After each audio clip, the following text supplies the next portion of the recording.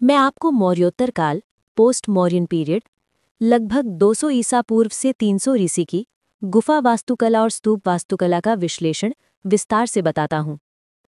गुफा वास्तुकला एवं स्तूप वास्तुकला।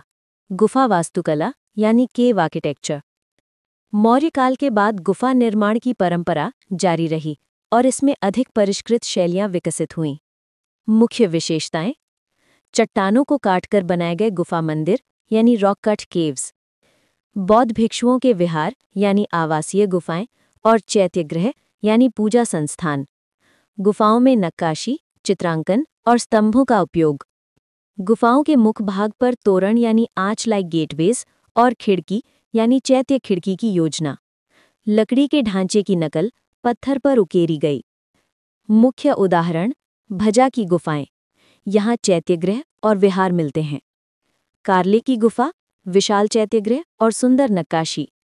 नासिक गुफाएं, सातवाहन व दानदाताओं की शिलालेखयुक्त गुफाएं।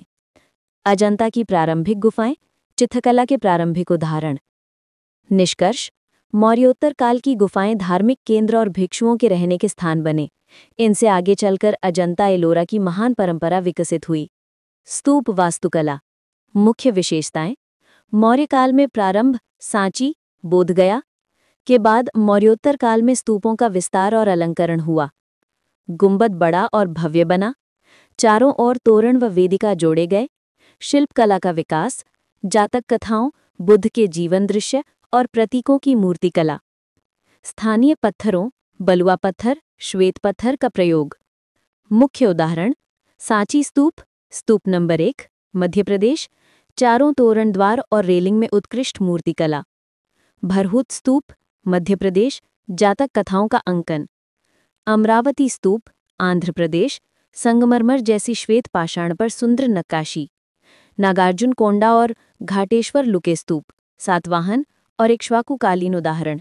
निष्कर्ष: मौर्योत्तरकालीन स्तूप केवल धार्मिक स्मारक नहीं बल्कि मूर्तिकला और शिल्पकला के जीवंत केंद्र बने।